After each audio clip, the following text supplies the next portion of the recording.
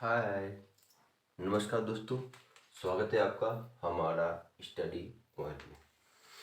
जी हाँ दोस्तों, आज मैं आप लोग को क्लास 9th के केमिस्ट्री के एक बहुत ही इम्पोर्टेंट चैप्टर के बारे में डिस्कस करने जा रहा हूँ, जिसका नाम है स्ट्रक्चर ऑफ एटम। तो दोस्तों, ये वीडियो मैं बच्चों की डिमांड पे लेकर के आया हूँ, जहाँ पे बच्चों को बहुत सारी प्रॉब्लम हो रही है इस चैप्टर के न्यूमेरिकल्स को लेकर के, कि न्यूमेरिकल्स को सर कैसे सॉल्व किया जाए। थोड़ा सा कुछ आप शॉर्ट ट्रिक्स बताइए, थोड़ा सा इजी वे में एक्सप्लेन कर दीजिए, ताकि हम लोग इस चैप्टर के न्यूमेरिकल को आसानी से सॉल्व कर सकें। तो दोस्तों, उसी सिलसिले में ये वीडियो लेकर के आया हूँ मैं, और आपको मैं इस वीडियो के थ्रू जितने भी इस चैप्टर के रिगार्डिंग न्यूमेरिकल्स हैं उसको इजी वे में एक्सप्लेन कर दूंगा, ताकि आप आसानी से उसको अपने पेपर में कंडक्ट कर ले जाएं। ठीक है दोस्तों, तो जो सबसे पहला टॉपिक आता है न्यूमेरिकल्स का इस चैप्टर में, वो आपका किस पे आता है दोस्तों? एवरेज एटॉमिक मास पे। किस पे आता है? एवरेज एटॉमिक मास पे। एवरेज एटॉमिक मास वगैरह क्या है, इसकी डिफिनेशन वगैरह मैंने प्रीवियस वीडियो में डाल दी है। आप लोग चैनल के प्लेलिस्ट में जा करके उसको सर्च कर लीजिएगा। मैं यहाँ पे डायरेक्ट आपको बस फॉर्मूला बता करके न्यूमेरिकल्स का सॉल्यूशन कराऊंगा। चलिए दोस्तों, तो एवरेज एटॉमिक मास का फॉर्मूला होता है m1 into percentage, means mass of first isotopes into its percentage plus mass of second isotopes into its percentage. और कभी भी दोस्तों अगर हम कैलकुलेट करते हैं किसी भी चीज़ का, तो टोटल परसेंटेज आपका कितना आता है? 100 आता है। सपोज करते हैं यहाँ पे कोई एक आइसोटोप्स है, ये x है, 18 है, यहाँ पे 16 दे दिया है, और दूसरा आइसोटोप्स है y, ये भी 8 है, और यहाँ पे दे दिया है 18। तो m1 दोस्तों यहाँ पे क्या हो जाएगा? 8 हो जाएगा। यहाँ पे m1 क्या हो जाएगा दोस्तों? 8 हो जाएगा। और m2 कितना हो जाएगा? सॉरी, m1 दोस्तों 16 हो जाएगा ये, और m2 कितना हो जाएगा? 18 हो जाएगा। ठीक है दोस्तों, यहाँ दोस्तों क्या हो जाएगा? m1 जो आपका है 16 है, और m2 कितना है? 18 है। और अगर इसका परसेंटेज दिया है तो आप उस परसेंटेज को रख करके 100 से डिवाइड करके क्वेश्चंस को सॉल्व कर सकते हैं। कभी कभी दोस्तों आपका मास दिया रहेगा और टर्म में रेशियो दे दिया जाएगा। जैसे इसका रेशियो मान लीजिए 3:1 है, कि इस आइसोटोप्स का रेशियो 3, इस आइसोटोप्स का रेशियो 1 है। परसेंटेज नहीं दिया रहेगा तो आप वहाँ पे रेशियो लगाएंगे, और अगर परसेंटेज दिया रहेगा कि मान लीजिए इसका 80% है और इसका 20% है, तो आप परसेंटेज लगा करके उसको कैलकुलेट कर सकते हैं। तो दोनों फॉर्मूला मैंने लिख दिया है, परसेंटेज के टर्म में और रेशियो के टर्म में। और यहाँ पे क्या क्या एब्रीवेशंस यूज हुए हैं उसको भी मैंने यहाँ पे दिखा दिया। m1 क्या है? मास ऑफ फर्स्ट आइसोटोप्स। m2 क्या है दोस्तों? मास ऑफ सेकेंड आइसोटोप्स है। r1 क्या है? रेशियो है, जैसे रेशियो मैंने दिखा दिया है पहले आइसोटोप्स का, और r2 ratio of second isotopes. आप लोग इस फॉर्मूले का स्क्रीनशॉट ले लीजिए। इसके बाद मैं आपको न्यूमेरिकल सॉल्व कराता हूँ इस प्रॉब्लम से रिगार्डिंग।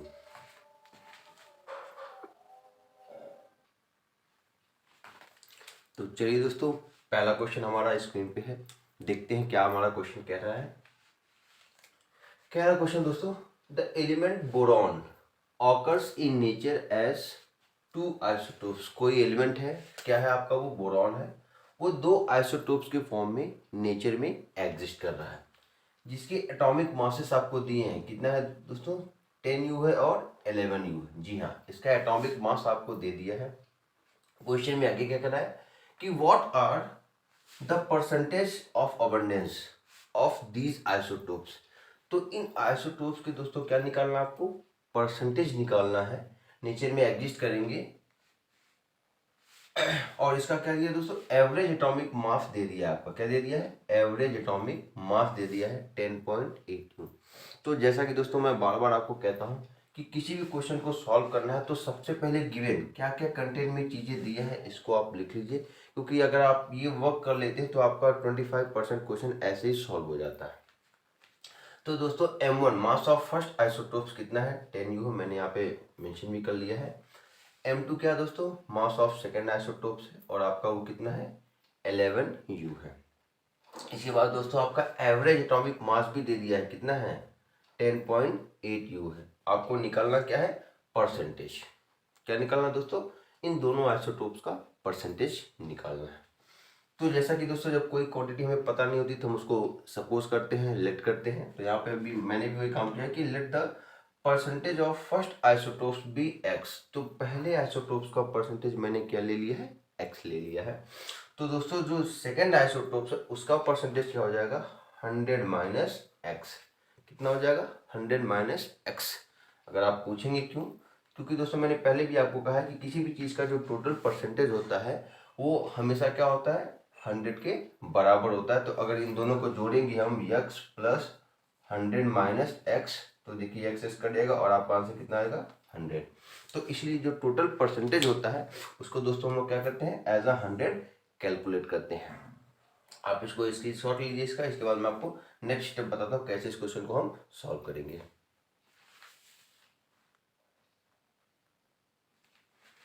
तो चलिए दोस्तों, जैसा कि मैंने फॉर्मूला यहाँ पे लिख दिया है, average atomic mass equal to mass of first isotopes into percentage plus mass of second isotopes into इस परसेंटेज अपॉन 100। तो जैसा कि दोस्तों यहाँ पे दिया है, एवरेज एटॉमिक मास आपका कितना है, 10.8 है।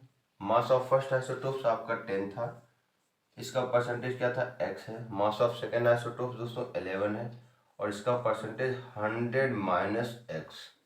ये ब्रैकेट लगाना बहुत ज़रूरी है, अगर आप ब्रैकेट नहीं लगाते हैं तो आपका क्वेश्चन यहीं पे क्या हो जाएगा, रॉन्ग हो जाएगा। ठीक है, तो यहाँ पे बच्चों को थोड़ा सा केयर करना होगा।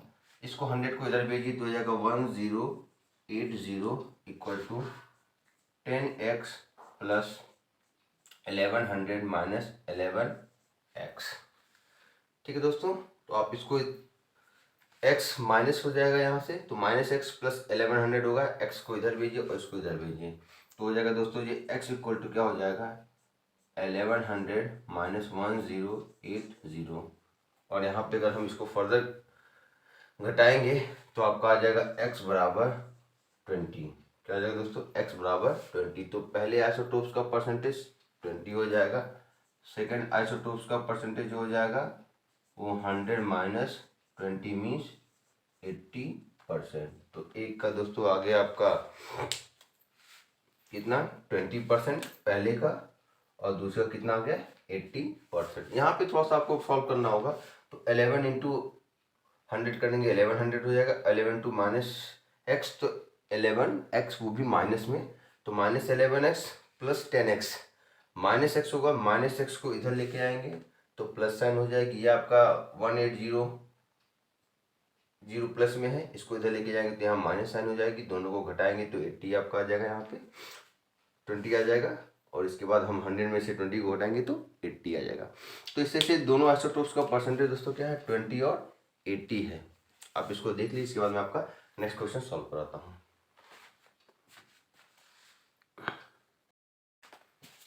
चलिए दोस्तों, नेक्स्ट क्वेश्चन आपका स्क्रीन पे है, देखते क्वेश्चन क्या कहता है। The average atomic masses of copper is 63.5।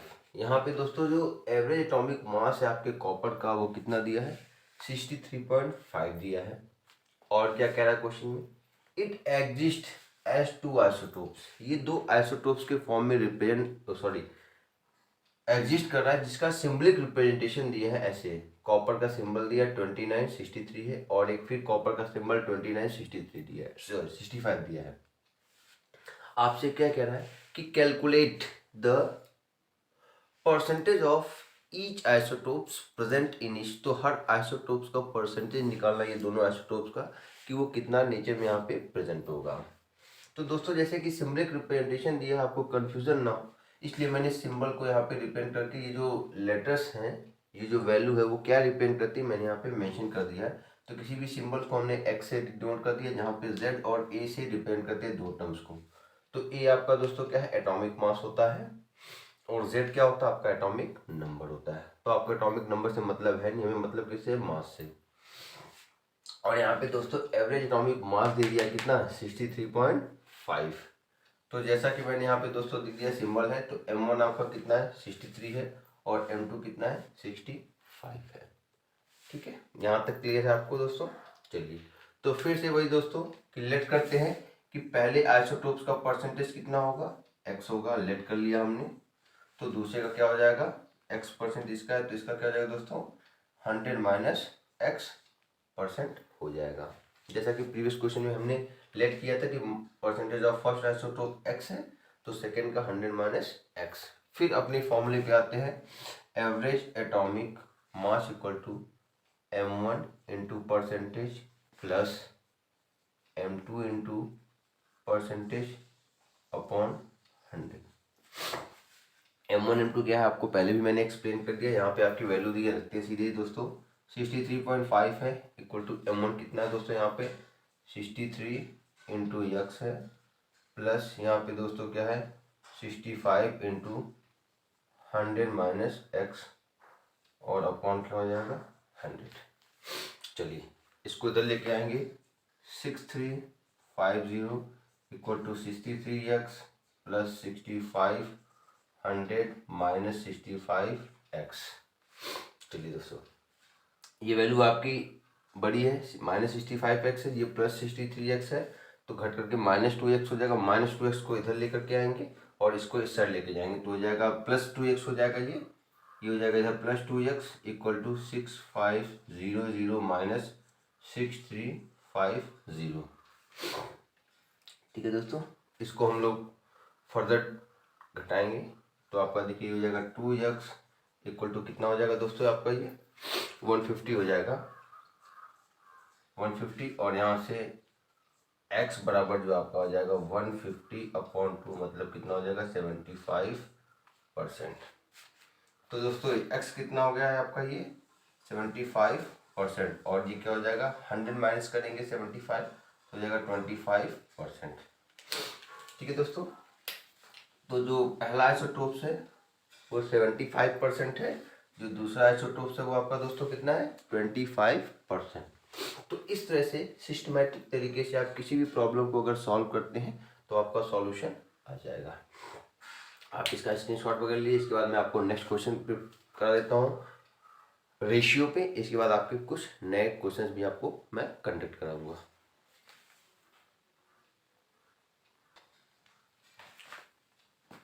चलिए दोस्तों नेक्स्ट क्वेश्चन लेते हैं।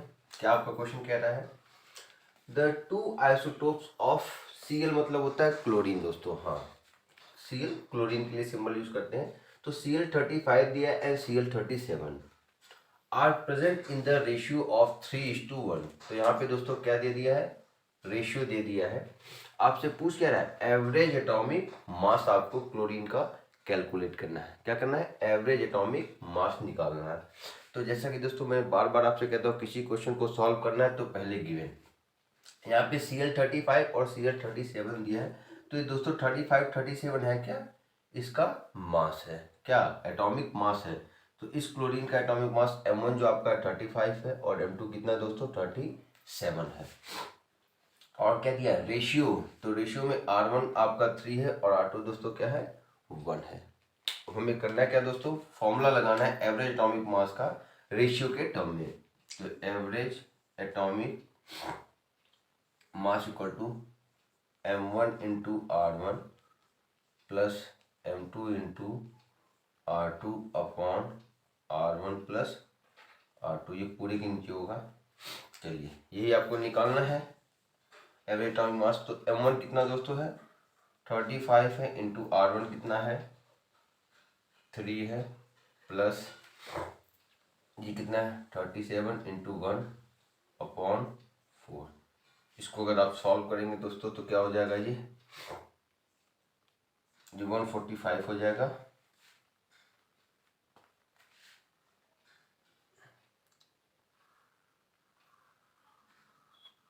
सॉरी ये 105 हो जाएगा प्लस 37 अपॉन 4, तो हो जाएगा ये 142 अपॉन 4।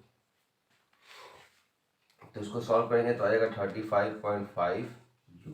कितना है दोस्तों 35.5 U आपका ये आ जाएगा। तो इस तरह से एवरेज एटॉमिक मास आपके क्लोरीन का कितना आ गया दोस्तों 35.5। काफ़ी इजी क्वेश्चन है, सिस्टमेटिक तरीके से अगर आप इसको सॉल्व करेंगे तो बहुत ही आसानी से आप इसका सॉल्यूशन कर ले जाएंगे। आप इस क्वेश्चन को दोस्तों नोट कर लीजिए, स्क्रीनशॉट ले लीजिए, इसके बाद में कुछ और क्वेश्चंस इसी चैप्टर से रिलेटेड आपको कंडक्ट कराने जा रहा हूँ। चलिए दोस्तों नेक्स्ट क्वेश्चन फिर से आपकी स्क्रीन पे है। उसी टॉपिक से रिलेटेड है, इसको भी हम सॉल्व करेंगे, फिर हम लोग टॉपिक चेंज करेंगे। चलिए, कह रहा है the average atomic mass of a sample, कोई सैंपल है एलिमेंट एक्स का जिसका एवरेज एटॉमिक मास दे दिया दोस्तों, कितना है 16.2 जूल है। चलिए, क्या रहा आपसे कि what is the percentage of each isotopes, her isotopes का आपको परसेंटेज निकालना है और इसका सिंबलिक रिप्रेजेंटेशन यहाँ पे दे दिया कि सिंबल के फॉर्म में इसको रिप्रेजेंट कर दिया है, सैंपल में कितना इसका परसेंटेज होगा ये आपको कैलकुलेट करना है। तो बिल्कुल भी परेशान होने की ज़रूरत नहीं है, बिल्कुल कूल माइंड से हम लोग सिस्टमेटिक तरीके से क्वेश्चन को सॉल्व करेंगे। गिवन तो आपका ये सिंबल दिया x816, तो मैंने पहले भी आपको बताया था कि x में जो आपका ये 8 है एटॉमिक नंबर है, 16 एटॉमिक मास है, तो यहाँ पे एटॉमिक मास m1 बराबर 16 हो जाएगा। इसका परसेंटेज नहीं दिया तो हम क्या मानेंगे दोस्तों, x मानेंगे।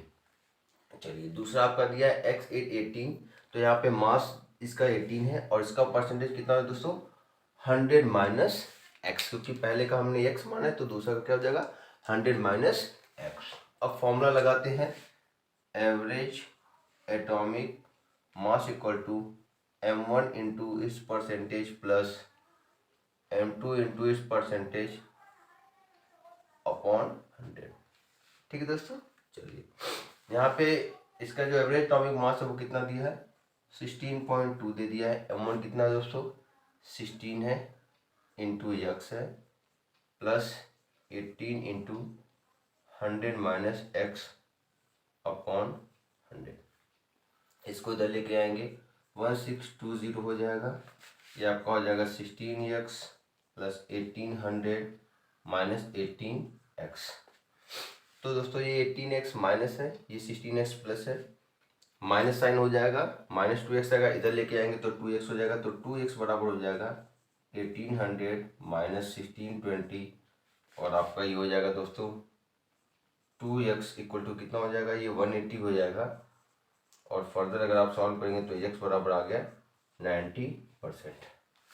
तो अगर दोस्तों x बराबर 90 आ जाएगा पहले का, तो दूसरे का कितना हो जाएगा यहाँ पे 100 माइनस 90 बराबर 10%। जी हाँ दोस्तों, तो पहले आइसोटोप्स का परसेंटेज आपका आ गया कितना है यहाँ पे दोस्तों, x की वैल्यू आ गई 90%, तो दूसरे की वैल्यू कितनी आ जाएगी 10%। तो इस तरह से हमारा दोनों आंसर क्लियर है कि एक की वैल्यू 90%, दूसरी की वैल्यू 10%।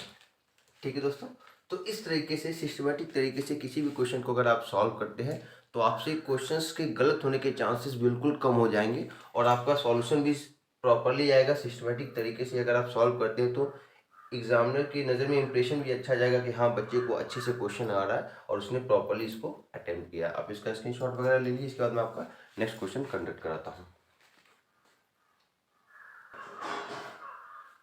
तो चलिए दोस्तों, नेक्स्ट एंड लास्ट क्वेश्चन इस वीडियो का देखते हैं। हमारा अगला क्वेश्चन क्या कह रहा है दोस्तों, कह रहा है राइट द इलेक्ट्रॉनिक कॉन्फ़िगरेशन। आपको यहाँ पे क्या करना है दोस्तों, कुछ एलिमेंट्स दिए हैं उनकी इलेक्ट्रॉनिक कॉन्फ़िगरेशन लिखनी है और क्या करना है find the valency of them, और उनकी वैलेंसी भी आपको लिखनी है। तो चलिए, क्वेश्चन ये भी काफ़ी इजी है, बट यहाँ पे आपको एलिमेंट्स के सिंबल और एटॉमिक नंबर क्लियर होने चाहिए।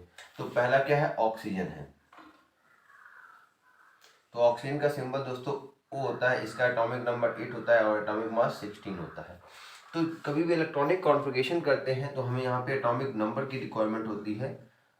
तो यहाँ पे पहले सेल में 2 और दूसरे सेल में 6, टोटल हो गया 8 आपका हो गया यहाँ पे। तो इसकी इलेक्ट्रॉनिक कॉन्फ़िगरेशन हो गई 2 और 6, और इसकी वैलेंसी अगर निकाल ली है तो वैलेंसी कट हो जाएगा 8 माइनस 6 बराबर 2, क्योंकि इसके आउटर मोस्ट सेल में 6 इलेक्ट्रॉन है तो ये जनरली इलेक्ट्रॉन को गेन करेगा। तो इसलिए जहाँ पे भी आउटर मोस्ट सेल में 4 ऑनवर्ड इलेक्ट्रॉन आते हैं उसकी वैलेंसी निकालने के लिए हम 8 से सब्ट्रैक्ट करते हैं, जिसको हम बोलते हैं ऑक्टेट रूल। चलिए, तो ए आपका हो गया ऑक्सीजन, बी आपका दोस्तों क्या है क्लोरीन है।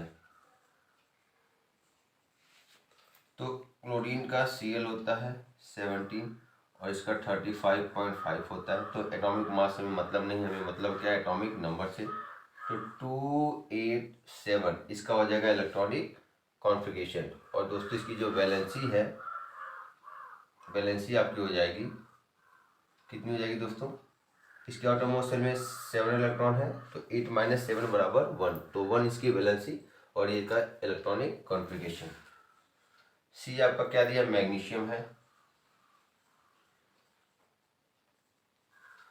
तो सिंबल Mg होता है। 12 और 24 के आसपास इसका एटॉमिक मास वगैरह होता है, उससे हमें मतलब नहीं, हमें मतलब एटॉमिक नंबर से। तो 12 हो गया तो 2, 8 और 2, तो इसकी इलेक्ट्रॉनिक कॉन्फ़िगरेशन 282। तो इसकी दोस्तों जो वैलेंसी है ये क्या हो जाएगी, 2 हो जाएगी, क्योंकि इसके आउटर मोस्ट शेल में कितना इलेक्ट्रॉन है, 2 है। मैंने कहा था 4 ऑनवर्ड होगा तो 8 से सब्ट्रैक्ट करेंगे, अदरवाइज 1, 2, 3 होगा या 4 होगा तो आपका वही हो जाएगा उसकी वैलेंसी। डी आपका क्या दोस्तों है, सोडियम। तो सोडियम के लिए Na सिंबल यूज होता है, 11 और 23 के आसपास जाता है ये। इसके इलेक्ट्रॉनिक कॉन्फ़िगरेशन 2, 8 और 1। तो इस तरह से लास्ट टर्म में 1 आया तो इसकी जो वैलेंसी हो जाएगी दोस्तों, इसकी जो वैलेंसी है क्या है, वो 1 है।